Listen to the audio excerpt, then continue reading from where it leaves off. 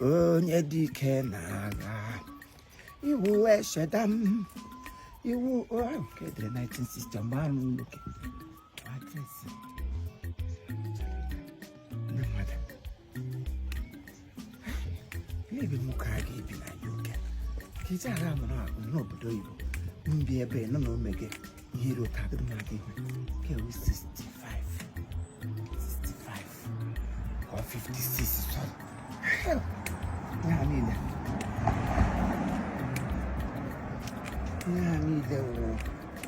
wụcha white house, white bus, white car, white. Hello, ma'am. Excuse me. You right? Hello, Tiro. Good, Yeah, that side that because Ndana gafe ba to chamojo, gafe tebe. Ujo na to mote nwa ya asha gaje ko nye police. Ngwa gaje ga kish.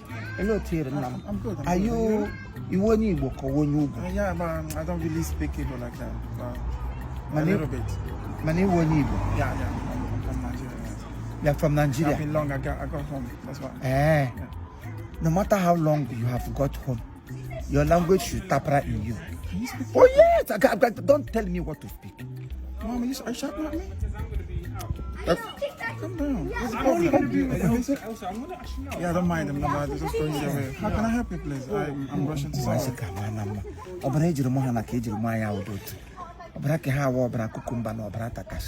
Can you be fast? I'm heading to somewhere. Oh, you're heading to Bonito. I don't like walking. I'm heading to somewhere, please. Beautiful. Thank you. Because when one night walking, on your nature. Oh, from nature. Also no Budoibo.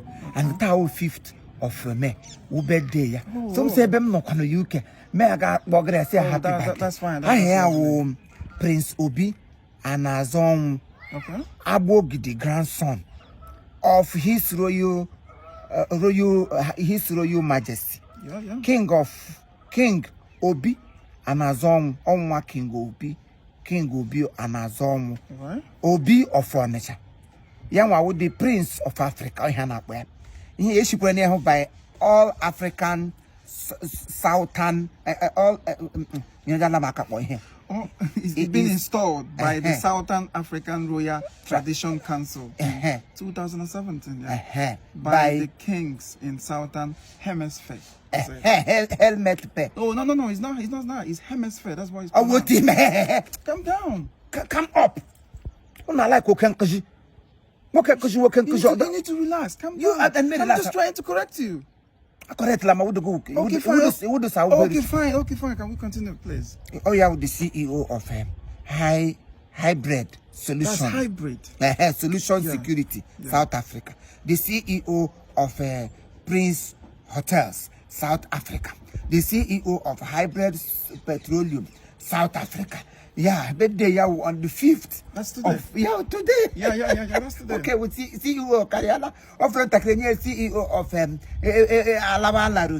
South Africa, CEO of the Human of South Africa, CEO of Okay, relax. What actually do you need this for? But before I continue, because what CEO are you?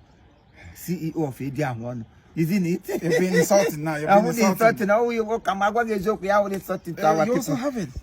I want to come to so because I really want to enter his house and surprise him. Oh! You are actually looking for this man's house? Yes, here in Obodo. Did you really read what you just said? This is South Africa. All the stuff you're reading here is South Africa, meaning that this man is living in South Africa. This is United Kingdom. You're in London. Oh my goodness. This is actually in Africa. And this is in Europe. It's a different continent. Not to talk of countries. You are definitely in the wrong, opposite direction. You are off. You're not even off. You're off. No, how is that possible? This is Africa and this is Europe. It's not the same thing. You're in London. So if I get you bound to South Africa, you need to go to South Africa. Yes, he's not living here. And the how the time? No, you need to get a visa for that. Visa? Yes. Me how who came to take? Come back get down over. You don't need to just jump into the happy. All right. Mago kwani no kwaji ha. It's fine. It's good. It's good. Mago God. You say he's good. Cool. It means Odimma. Odimma. Whatever. That's Hey! yeah. Yeah. Can I go? You can went. You wanted to wish him happy birthday? Let him get I'm going my birthday. Come on, You're hypertensive. Calm down. you are no patentive. Oh goodness, sorry. Sorry. Okrobia puto obodo Igbo to ya chefu ebe amụ nne. Ịbịa ga emere m iri nwa ele ahịa nwa oruru. Na-asị Igbo na-asị Bekee dakwa ogweri eshi. My prince, happy birthday, because long life and prosperity. I say being on ebem na udoto. Number eche masala woto. Amadum so obodo Igbo dị iche n'iche. South Africa na London Africa udoto ihe. Never the way. Happy birthday, long life and prosperity. As you celebrate this year, next year gari ụtọ. Ọ gari ụtọ ịnụkwa. Kama send the aram cake. Never the place imere ya. Ọ gbasadem. It's obodo Igbo mee n'Egypt. Ma nga ha kpọgburu Christ n'ugwu Golgotha. Lekwa ugwu nga. Anyị rigo n'egwu ugwu. Ganga ha guzoro. Ti ọ gbasara aka ya n'obe.